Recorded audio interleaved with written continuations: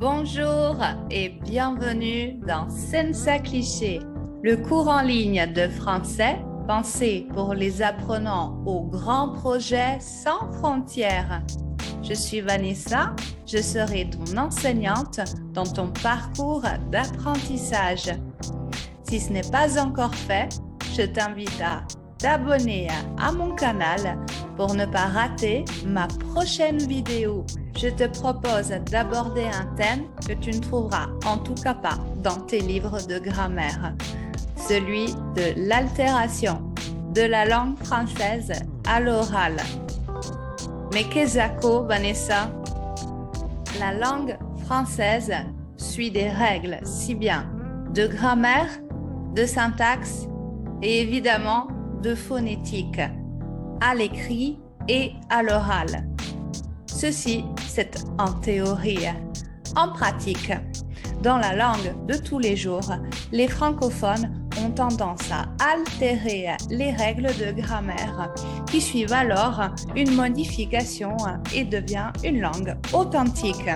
On se focalisera sur 3 de ces altérations, à savoir la négation tronquée, l'élision et finalement, ce qui est cher à la langue française, les abréviations. Chapitre 1, la négation. Pour rappel, comment forme-t-on la négation en français? La négation encadre le verbe conjugué à l'aide des 2 éléments ne et pas. Le pas en français est la particule qui marque la négation. Elle est obligatoire. Ceci, en théorie. En pratique, à l'oral, la langue française a tendance à éliminer continuellement le ne de la négation. La négation est donc marquée par le pas final qui suit le verbe conjugué. Voici quelques exemples tirés de séries télévisées célèbres pour illustrer ce phénomène. C'est ça ta réponse à tout? Appeler le gars? Tu sais, c'est inutile d'appeler ton gars cette fois. Il suffit de bouger l'antenne jusqu'à ce que le signal soit bon. Ce que ce gars fera lundi matin. Dépêche, aide-moi à sortir l'échelle. Je vais monter sur le toit et ce sera réparé dans 5 minutes. J'ai une échelle? Comment se fait-il que j'ai une échelle? C'est dingue, je me souviens pas d'avoir acheté cette échelle. Mais apparemment, tu l'as fait. Mais pourquoi?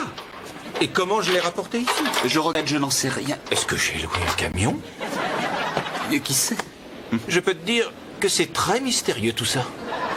Oui, très mystérieux. Bon, ben, je vais monter sur le toit, régler l'antenne. Et toi, tu vas regarder la télé et me dire quand l'image sera meilleure. Très bien. Mais je crois qu'on devrait quand même appeler le gars. Tu vas bien l'oublier, ce gars. C'est moi, le gars. Chapitre 2, l'élision.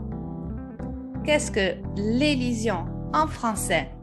C'est tout simplement l'élimination de la voyelle remplacée par un apostrophe devant un mot qui commence par une autre voyelle ou par un H muet. Chapitre 3, les abréviations. La langue française est extrêmement friande d'abréviations. En quoi consiste une abréviation? C'est simplement l'élimination de la syllabe finale pour raccourcir le mot. T'es encore là? Comme tu vois. Au 3e étage, cette fois, de plus en plus fort. Oh.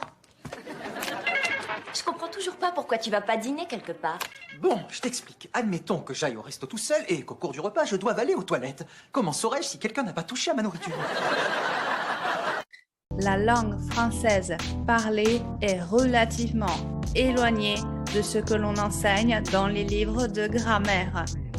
Pour un apprentissage authentique, je te conseille d'utiliser du matériel authentique. Suivre des séries télévisées à l'aide des sous-titres. Comparer ce que tu lis et ce que tu entends. Utiliser du matériel comme des podcasts pour te familiariser avec les expressions idiomatiques et les altérations de la langue. Et puis finalement, l'un des meilleurs exercices est une full immersion dans une conversation entre francophones. Les altérations de la langue française n'ont plus de secret pour toi. En théorie, il ne te reste plus qu'à les mettre en pratique. Merci d'avoir regardé cette vidéo jusqu'au bout et si tu souhaites poursuivre l'apprentissage du français en ma compagnie, viens visiter mon profil Instagram pour plus de pilules de français. Je te dis à bientôt dans une prochaine leçon sur Senza Cliché.